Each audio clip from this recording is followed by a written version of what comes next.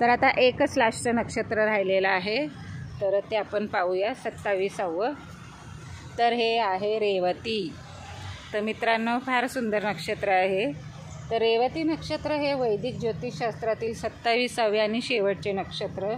ते अंतिम चंद्र नक्षत्र आहे, अंतिम, ज्याचे प्रतीक पाण्यात पोहणाऱ्या माशाचे आहे. हे बघा, हा मासा आहे, हा पाण्यात पोहतोय, सिंबल बघा, पाण्यात पोहणाऱ्या माशाचे आहे. हे पूर्णत्व म्हणजे कंप्लीट, मुक्ती आणि परमात्म्याच्या दिशेने प्रवास या विषयांना मूर्त रूप देते. रेवती नक्षत्राच्या अंतर्गत जन्मलेल्या व्यक्ती दयाळू, आध्यात्मिक आणि सहसा इतरांना मदत करण्याच्या हेतूची तीव्र भावना बाळगतात. त्यांना नैसर्गिक उपचार करणारे आणि ज्ञानाच्या मार्गावर मार्गदर्शक संबोधले जाते. तर असं हे माझं 27 नक्षत्रांचा प्रवास पूर्ण झाला. बरोबर लास्टला ते थोडासा कॅमेरा खाली आला ना, तर आता मी काय करणार आहे, तो हँडल ना असाच पकडून ठेवेल, कारण मी ज्या वेळेला त्याला असा पकडून वरती जाते त्यावेळेला ते ऑफ होतं.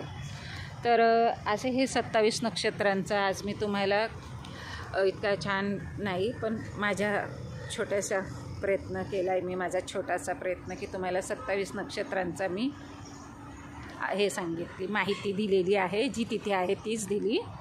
आणि मग आता हे मी आणि पुढे ह्या 12 राशींचा व्हिडिओ आपण पुन्हा उद्या करूया. तर आता मी अशी चालले.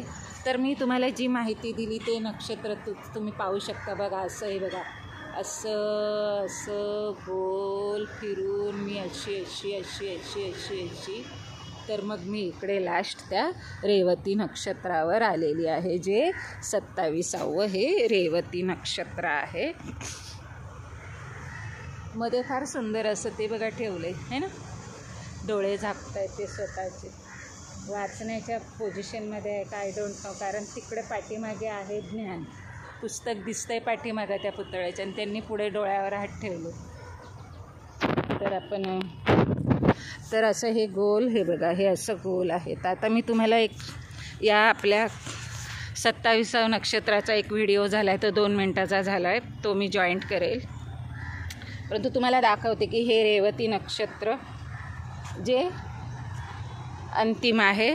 आणि हे बघा, असं ते आहे. हे पुन्हा इकडे सुरू झालं. हे पहिले नक्षत्र आहे अश्विनी, भरणी नक्षत्र 2, तिसरं कृतिका नक्षत्र, चौथं रोहिणी नक्षत्र, आणि 5वं मृगशिरा, 6वं आद्रा आणि 7वं पुनर्वसू,